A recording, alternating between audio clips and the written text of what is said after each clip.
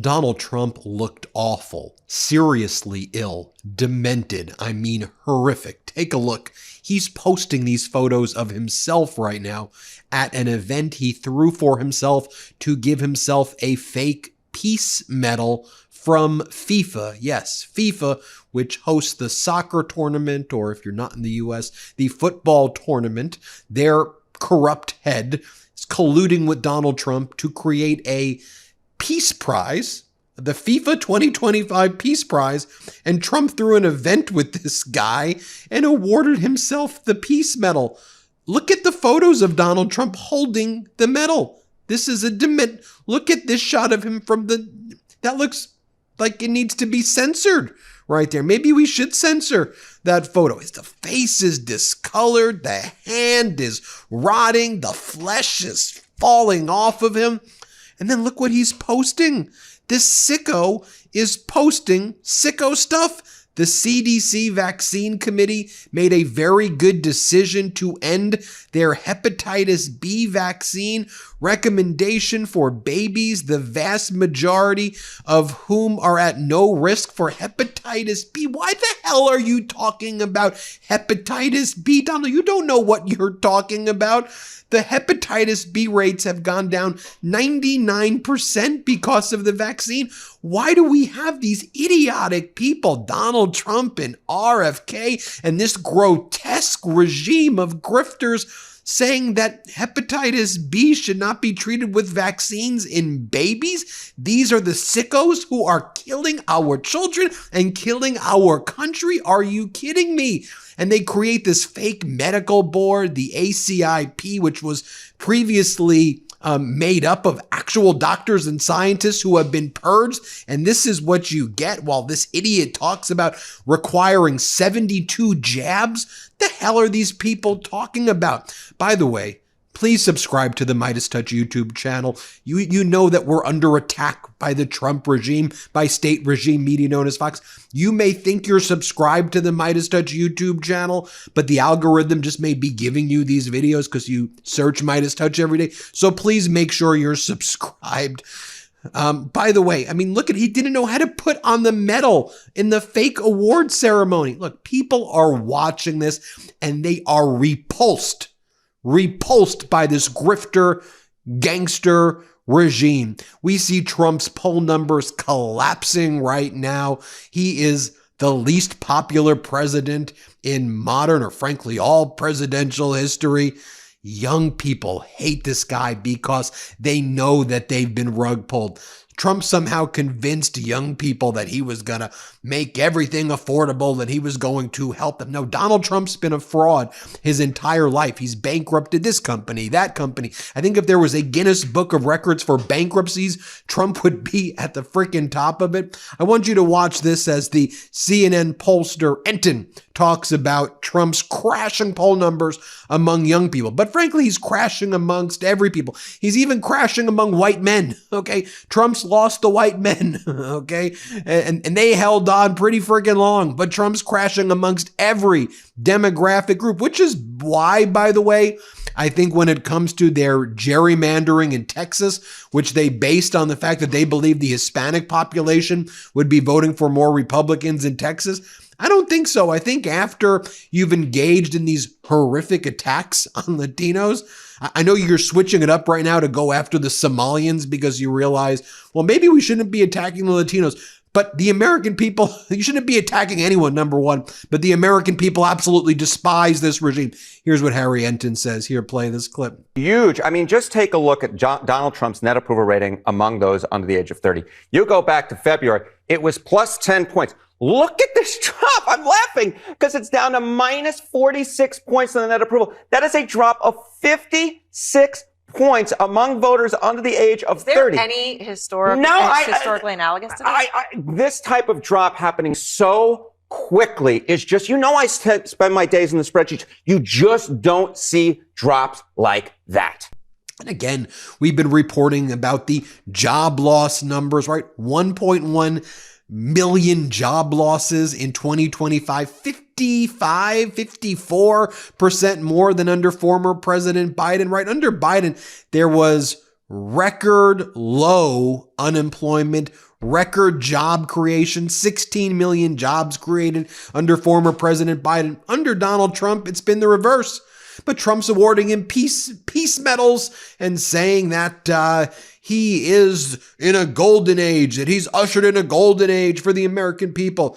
Just watch this one Fox panelist. This guy used to have like a reality show too where he would help businesses. Anyway, this guy's on Fox. And here he talks about the rising small business bankruptcies. And you'll recall what last month, according to the latest data, 120,000 small business jobs were lost. Here, play this clip. I'll have to deal with this new data. We need to acknowledge that high interest rates and tariffs have affected small businesses. Hard stop. We need to acknowledge that. We also need to acknowledge that this subchapter 5 is an easy, quick, less expensive, keep ownership of your entire business, flush the toilet, and move on process. And typically, when a company files bankruptcy, its creditors end up owning the business. In a subchapter 5, the small businesses keep ownership.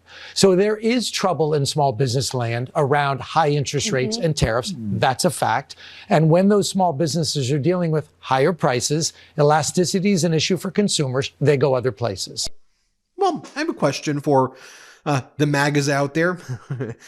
You're happy that Donald Trump's taken away your Affordable Care Act subsidies? You know, one of the things too, if you look at these Republican red states, a lot of them didn't agree to Medicaid expansion in the first place as well. So they didn't support Medicaid in their states when former President Biden was expanding Medicaid. Okay, so the red states were like, no, that's too woke. We want to kill our people. That's not woke. That's how we show how great we are. Okay, this is freaking ridiculous. And then so the Affordable Care Act exchanges and the subsidies are how people have lived, especially in red states where they don't have Medicaid expansion. Like if you think about it in Texas, for example, I'm going to do a whole other video on Texas. The average monthly premiums are going to hit like $3,000 a month. No one's going to be able to afford healthcare. And Greg Abbott's like, yeah, Texas, man, where you come to die. I mean, how utterly ridiculous. Just take a look at this stat here. 8 out of 10 of those who have coverage through the ACA says Congress needs to extend these subsidies. What the hell are you doing, MAGA Mike? What the hell are you doing, Donald? This is life or death to people. Get serious, damn it. Here, play this clip. About 8 in 10 of those who have coverage through the ACA said Congress should extend the tax credits. That includes 95% of Democrats, even 72% of Republicans. Now, while all of that's going on, you had Marjorie Taylor Greene exposing the Trump regime. Marjorie Taylor Greene explained to 60 Minutes that Donald Trump was furious at her for calling for the release of the Epstein files. I'm not going to play the video because it was on 60 Minutes, but what I will tell you about what she told 60 Minutes is that Donald Trump said the release of the Epstein files, it's going to hurt people. You know, the people he's referring to, his rich friends and likely himself. As Donald Trump and MAGA Mike have said, the release of the files could create new victims, and they consider the victims to be the rich men who are mentioned in the files, that they're the ones who are going to be victimized. How disgusting is that what the Trump regime is saying right now? But those files are supposed to be released soon, pursuant to law. In fact, even a Florida court said they were going to release grand jury testimony because they claim that the statute overrides grand jury secrecy. We will see about that. You know the Trump regime is going to make up something when that deadline comes, so we will be waiting for that now. A few other important things that we need to discuss today together. One thing, great reporting by Der Spiegel. You know I'm a big Der Spiegel fan, the German media company, the German paper. They obtained a transcript of a conference call of top European leaders and Zelensky warning of dirty American tricks to try to get Ukraine to give up all of eastern Ukraine to Russia and to basically allow Russia to conquer all of Ukraine. Emmanuel Macron, the president of France, said that U.S. will betray Ukraine. Friedrich Merz, the chancellor of Germany, said the U.S. is playing games with you and us. Be very careful. Alexander Stubb said we mustn't leave Ukraine and Zelensky alone with these guys. You can't keep them in a room alone with the Americans. That's what the Europeans think about America right now, and rightfully so. I'm going to do a whole other take on this in 90 minutes, so please check back on our YouTube channel when I do this take. But the United States put out its national security strategy of the United States memorandum, and in it, they say that their main priority will be the following. Cultivating resistance to Europe's current trajectory within European nations. In other words, destroying the European Union. This is official American foreign policy. Cultivating resistance to Europe's current trajectory within European nations. America just declared war on Europe, basically. And again, I know this doesn't get a lot of attention elsewhere, and you can say, oh, Ben, you're being hyperbolic. Read what it says. It says American foreign policy is cultivating resistance to Europe's trajectory within European nations, ending the EU. That's why the United States right now is at its weakest point internationally. And I think, our former European allies, and it pains me to say that because these are our real allies, are looking at the United States like these freaking war criminals, these Putin bootlickers, these disgusting animals. What are they doing over there? And it's Trump and what his regime has done to our country. And look what they've done to our country. More reporting about those boat strikes off the coast of Venezuela. Like, the September 2nd, the first strike, where that boat was going? To Suriname.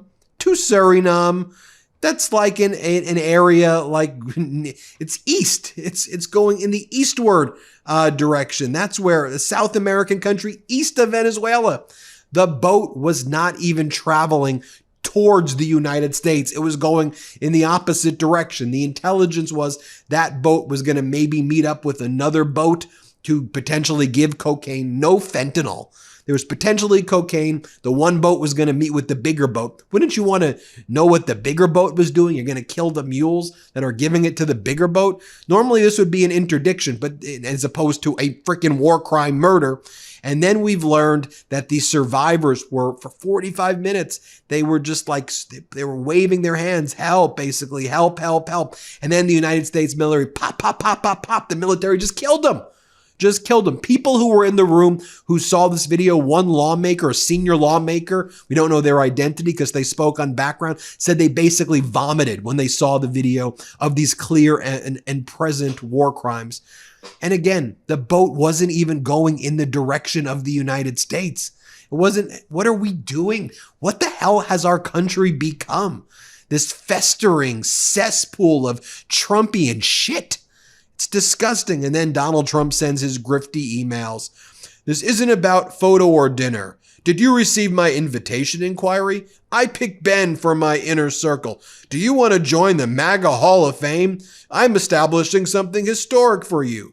You have an inquiry. Hey, it's Donald. We need to talk. It's important. I've been trying to reach you. I have a big question to ask. Drum roll, please. Should I host and do a meet and greet at Mar-a-Lago or Trump Tower? I don't freaking care. You know what you should do? You should make things more affordable. You shouldn't be ripping away people's health care. You should be extending the Affordable Care Act subsidies. You should maybe figure out if you want to have your own health care plan, why don't you roll up your sleeves instead of awarding yourself stupid fake medals looking like a freaking fool? And maybe you want to help Americans access healthcare. When you claim most favored nations clause that you're going to reduce the price of healthcare so that prescription drugs are as cheap in the United States as the cheapest price that a pharmaceutical company charges in another country. Why don't you do that? Instead of saying, I've reduced the prices 1,700%. No, you didn't.